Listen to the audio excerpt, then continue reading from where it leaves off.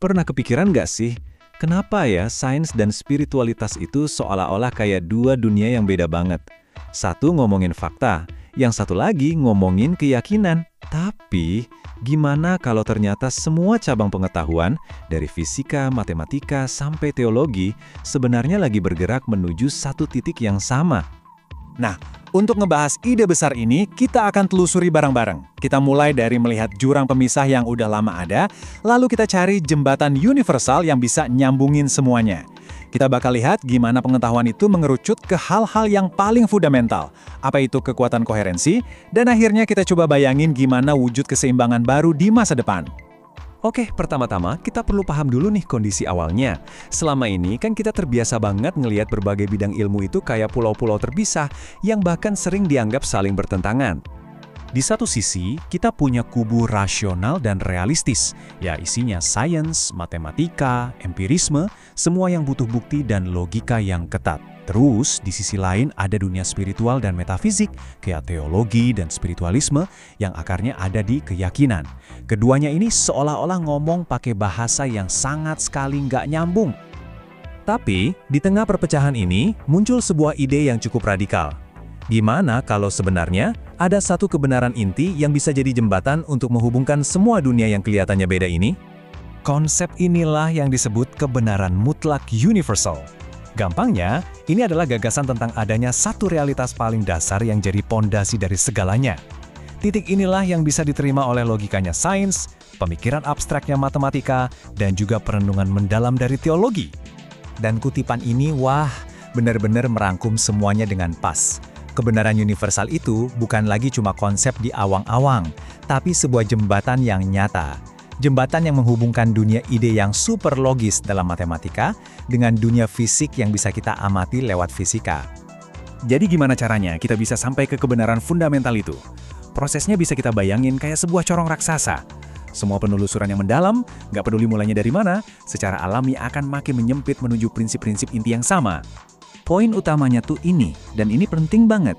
Nggak peduli dari mana kita mulai, entah kita seorang fisikawan kuantum, filsuf, atau teolog, semakin dalam kita menggali, jalurnya tuh pasti akan semakin menyempit.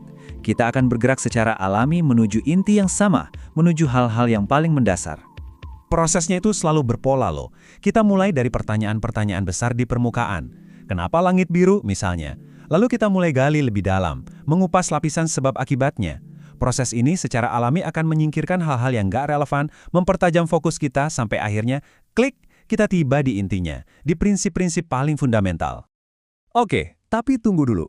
Gimana kita bisa yakin kalau kita lagi jalan ke arah kebenaran, bukan malah kejebak di ilusi yang kelihatannya konsisten, tapi salah? Nah, disinilah konsep koherensi jadi kuncinya. Koherensi itu ibaratnya pernikahan sempurna antara pemikiran yang logis di kepala kita dan pengamatan yang realistis di dunia nyata. Jadi sebuah ide itu nggak cukup cuma masuk akal di atas kertas, tapi juga harus cocok sama bukti-bukti yang kita lihat. Inilah jenis konsistensi yang beneran ngebawa kita ke kebenaran. Biar lebih kebayang, kita bedain ya. Konsistensi yang koheren itu sifatnya mengerucut, kayak corong yang tadi kita bahas. Kenapa? Karena dia punya hierarki dan konteks induk yang jelas. Sebaliknya, konsistensi yang menyesatkan itu malah melebar. Dia cuma numpuk-numpuk konteks yang beda-beda tanpa ada hubungan yang jelas. Ini cuma menciptakan ilusi pemahaman, padahal aslinya cuma bikin bingung. Terus apa artinya semua ini buat kita? Wah, dampaknya ini besar sekali. Kita sebenarnya lagi bergerak menuju sebuah lanskap pengetahuan yang benar-benar baru, yang jauh lebih nyambung dan seimbang. Di masa depan, kita nggak akan lagi nanya ini idenya datang dari sains atau agama. Pertanyaannya bakal berubah jadi, apakah ide ini koheren? Apakah ini realistis dan objektif? Apakah ini membawa kita lebih dekat ke kebenaran yang fundamental? Asal-usul sebuah ide jadi nggak sepenting kualitas dari ide itu sendiri. Coba deh bayangkan, di masa depan, sains, metafisika, dan agama itu bukan lagi kompetitor. Mereka adalah 3 kontributor yang setara dalam upaya kita memahami realitas. Semuanya saling melengkapi dan menyeimbangkan, tanpa ada satupun yang merasa paling benar. Jadi intinya begini, nggak akan ada lagi penolakan otomatis cuma karena sebuah ide dilabeli spiritual atau religius. Selama ide itu koheren, masuk akal dan sesuai dengan kenyataan, maka ide itu berharga. Inilah dunia di mana semua bidang pengetahuan bisa duduk bareng, saling mengisi dalam harmoni. Sebagai penutup, mari kita sama-sama renungkan pertanyaan ini. Kalau kita tahu bahwa semua jalan ini pada akhirnya bertemu di satu titik yang sama, bagaimana hal itu mengubah cara kita memandang pengetahuan, cara kita belajar, dan pertanyaan-pertanyaan apa yang sekarang jadi paling penting untuk kita cari jawabannya? Coba deh, pikirkan.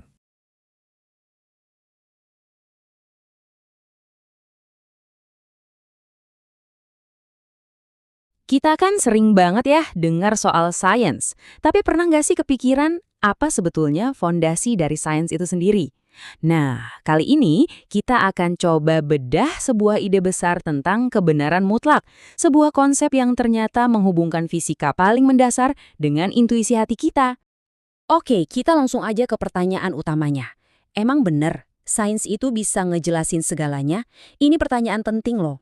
Soalnya ini nantang kita buat mikir, di mana sih batas pengetahuan objektif itu berakhir dan apa yang mungkin ada di baliknya. Ini dia peta perjalanan kita kali ini. Pertama, kita coba pahami dulu soal batasan realitas. Lalu, kita akan pakai sebuah analogi, kompas bukan peta. Setelah itu, kita lihat gimana kontribusi hati, apa saja tantangan bagi keimanan, dan yang terpenting, gimana caranya mengubah semua ini jadi kebenaran dalam tindakan. Oke, kita mulai dari yang pertama. Batasan realitas. Di sini kita bakal coba bedah bareng-bareng apa sih sebetulnya yang dimaksud dengan kebenaran mutlak universal itu. Jadi, apa itu kebenaran mutlak universal? Gini deh, bayangin ini tuh kayak aturan main dasar dari alam semesta. Ini bukan sekedar teori kayak Big Bang ya, tapi ini adalah fondasi yang membuat teori-teori itu bisa ada.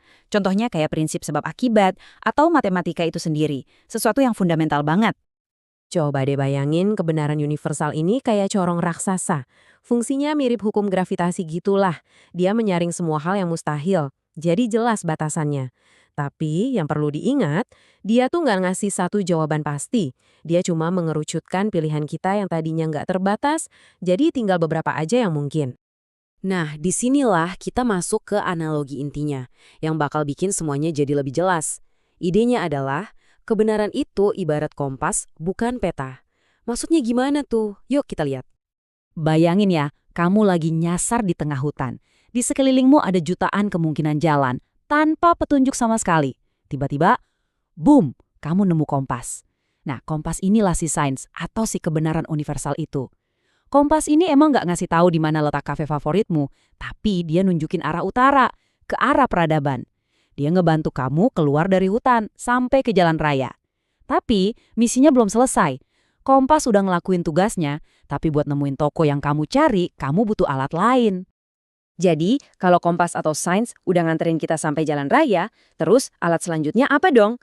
Nah, disinilah kita bakal ngomongin soal kontribusi hati. Jadi pertanyaannya jadi simpel kan sekarang, sains sudah bawa kita ke kota yang benar. Terus, gimana caranya kita milih satu toko yang pas di antara puluhan pilihan yang ada di depan mata? Nah, jawabannya menurut argumen ini adalah ketulusan hati. Ini bukan berarti kita harus mikir lebih keras atau analisis lebih dalam loh, justru sebaliknya. Ini soal keterbukaan. Setelah sains ngasih kita beberapa pilihan yang sama-sama valid, kita justru perlu mundur sedikit. Dan dengan tulus, ngebiarin jawaban yang paling klik itu muncul dengan sendirinya. Bukan dipaksain.